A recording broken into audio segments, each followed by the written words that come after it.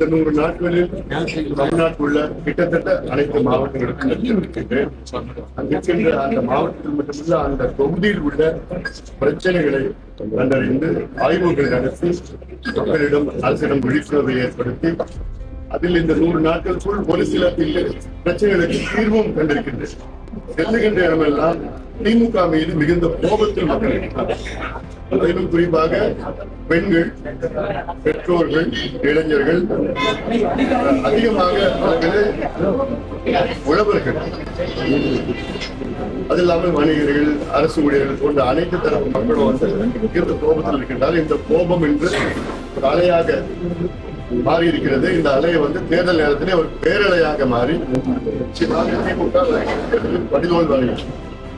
ஏன்னா போராட்டத்துல எல்லாம் எங்க பார்த்தாலும் காசு, லஞ்சம், ஊழல் அங்க உள்ள பக்கத்து அந்த உள்ளூர் பிரச்சனை மட்டும் இல்லை, அந்த மாவட்டத்தில் தென் மாவட்டத்துக்கு போனா அங்க கனிம வள கொள்ளை, மேற்கு பகுதியில போனா அங்கேயும் இதேதான் பிரச்சனை, டெல்டா பகுதியில போனா அங்க மணல் கொள்ளை இருக்குது, எல்லாம் டாஸ்மாக் பிரச்சனை எல்லா இடத்துலயும் இருக்குது.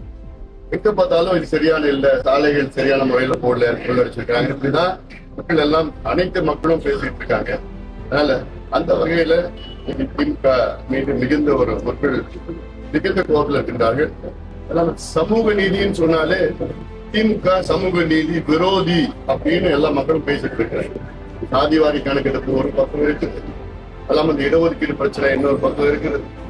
இதெல்லாம் பல வகையான பிரச்சனைகள் இதெல்லாம் இந்த ஒரு நாள்ல நான் பார்த்திருக்கிறேன். நானு மக்கள் பிரச்சனை தான் நான் பேசிட்டு இருக்கிறேன். சேலம் மாவட்டத்துல சரபங்கா நதி அங்க அடிவாரத்துல நான் போனேன், தொடங்குகிற இடத்துல போனேன். அவ்வளவு தெளிவான சுவையான நீர்.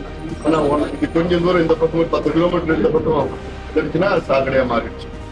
அதே போல சரபங்கா மேற்கு, சரபங்கா கிழக்கு, திருமணிமுத்தா, அதுவும் ரொம்ப தெளிவான நீர். தெற்காடு மலையிலிருந்து வசிஷ்ட நதி ஆத்தூர் பகுதியில அங்க போய் பார்த்தேன். வசிஷ்ட நதியில அவ்வளவு தெளிவான நீர். எல்லாமே நீர் நம்ம கிட்ட இருக்கு, நம்ம பயன்படுத்த முடியல. கடந்த கால திட்டங்கள் வகுக்கல.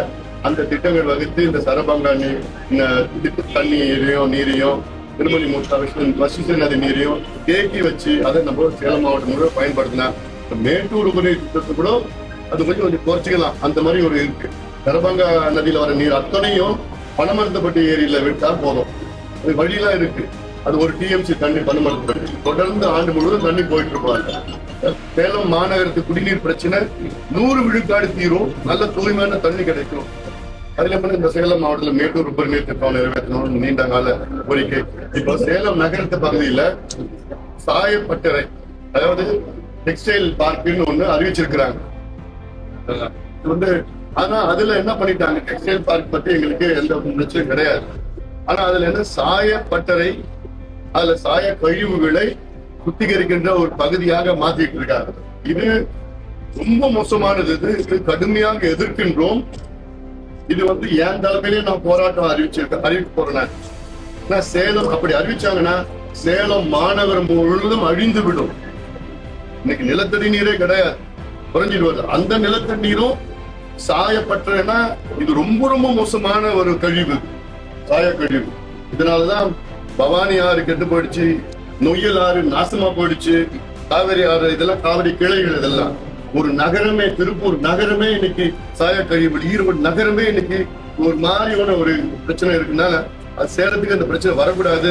முன்னெச்சரிக்கையா நான் சொல்ல நான் இது அவசியமா அதை தடை செய்யணும். டெக்ஸ்டைல் பார்க் கொண்டு வாங்க, அதுல சும்மா வியாபாரம் மட்டும்தான் பண்ணணும். தவிர அதுல சாயம் பிரச்சனையே எதுவுமே கொண்டு வரக்கூடாது. அது உறுதி கொடுத்தாதான் இந்த டெக்ஸ்டைல் பார்க்கை நாங்க இங்க வர விடுவோம். இல்லைன்னா வேண்டாம், இந்த மாதிரி டெக்ஸ்டைல் பார்க்கே வேண்டாங்க. சேலத்துல அந்த செட்டி சாவடி பகுதியில குப்பையை எரிச்சு குப்பையினால டயாக்சைட்ல இருந்து எவ்வளவு கேன்சர்ல இருந்து எவ்வளவு பிரச்சனை சேலம் மாநகரம் ஏற்கனவே இருக்கு. அந்த பிரச்சனை அது உறுதிப்படுத்த இன்னும் அதிகப்படுத்துகின்ற வகையில சாய கழிவுகள் சாயப்பட்டதெல்லாம் வேண்டாம். இன்னைக்கு திமுக மேல தினம் ஊழல் குற்றச்சாட்டு, தினம் ஒண்ணு பார்த்தா அன்னைக்கு நகராட்சி நிர்வாகத்துல 2500 பொறியாளர்கள் அதிகாரிகளை நியமிக்கின்ற வகையில 888 கோடி ரூபாய் ஊழல் என்று அமலாக்கத்துறை தமிழ்நாடு காவல்துறைக்கு ஒரு அறிக்கை கொடுத்திருக்கிறாங்க. 250 பக்க அறிக்கை எல்லாமே ஆதாரத்துடன் கொடுத்திருக்கிறாங்க. 2000 கோடி ஊழல் பள்ளிக்கரணை சதுப்பு நிலத்துல ராம்சார் அங்கீகரிக்கப்பட்ட பகுதியில கட்டுமானத்துக்கு அனுமதி கொடுத்துறா 2000 கோடி. அதுக்கு நீதிமன்றம் தடை கொடுத்துருக்காங்க. தடை கொடுத்த போத யார் அனுமதி கொடுத்திருக்கிறாங்க, யாரு அது உடந்தையா இருக்கிறாங்க, அவங்களுக்கு உள்ள போடுங்க. இதெல்லாம் அழிக்கின்ற செயல். டிரான்ஸ்போர்ட், போக்குவரத்து, அது நெல் எடுத்துட்டு போறது, நெல் அழிக்கிறது. இது இல்லாம டாஸ்மார்க் ஊழல் 1000 கோடி ரூபாய் கண்டுபிடிச்சாங்க. ஆனா அது உச்ச நீதிமன்றம் போய் இப்ப ஏதோ ஒண்ணு நடந்துட்டு இருக்குது. மணல் கொள்ளையில சாதாரண கொள்ளை கிடையாது. 4700 கோடி ரூபாய் மணல் கொள்ளையில ஏதோ லேசா மேல கீறி இருக்காங்க. கொள்ளைதான் ஆழமா போனாங்கன்னா 40,000 கோடின்னு வரும். ஆனா நிச்சயமா நடக்கும். அது தென் மாவட்டங்களில் கனிம வள கொள்ளை வந்து சாதாரணமா இல்லை. நான் கண்முறையா பார்த்துட்டேன். அங்க ஒரு பெரிய காட்ஃபாதர் இருக்காரு. அந்த நிச்சயமா சிபிஐ என்கொயரி வரும். அதை நாங்க வர வைப்போம். இல்ல யார் யார் இருக்கிறாங்களோ எங்களுக்கு எந்த குவாரியும் நாங்க சொந்தமா வச்சிடலன்னு சொன்னா போதாது. காட்ஃபாதர் எல்லாம் மத்தவங்களை இயக்கிட்டு இருப்பாங்க போலதான். அவருக்கு இன்னொரு மேல காட்ஃபாதர் இருக்கா. எல்லா காட்ஃபாதர் பத்தி எங்களுக்கு தெரியும், என்ன நடந்திருக்கு தெரியும் எங்களுக்கு. நிச்சயமா இதெல்லாம் எல்லாமே உறுதியாக இந்த என்கொயரி வரும், சிபிஐ என்கொயரி வரும். அதனால திமுக மீது மக்கள் நம்பிக்கை இழந்து விட்டாங்க. திமுக ஆள்வதற்கு தகுதி இல்லாத ஒரு கட்சி, நிர்வாகம்னா தெரியல, கடன் சுமை அவ்வளவு இருக்கு. இவங்க பொய்ய சொல்லிட்டு 11,32,000 கோடி தொழில் முதலீடு வந்திருக்கிறது என்று முதலமைச்சர் அவர்கள் தொடர்ந்து பொய்ய சொல்லிட்டு இருக்கிறார். நிதியமைச்சர், தொழில்நுட்பத்துறை அமைச்சர் பொய்ய சொல்லிட்டு இருக்காரு. அதிகமா வந்தது 1 லட்சம் கோடி தான் தொழில் முதலீடு 4.5 ஆண்டுகள் தமிழ்நாட்டில் வந்திருக்கு. அவ்வளவுதான். இன்னும் சொல்ல போனா அமைச்சரவையில அவங்க அனுமதி கொடுத்தது 3.25 லட்சம் கோடி தான். 7 லட்சம் கோடி அனுமதி கொடுத்துட்டு நீங்க எப்படி 11,32,000 கோடி தொழில் முதலீடு வந்திருக்குன்னு எப்படி சொல்லுங்க? புரிந்துணர்வு ஒப்பந்தம் வேற.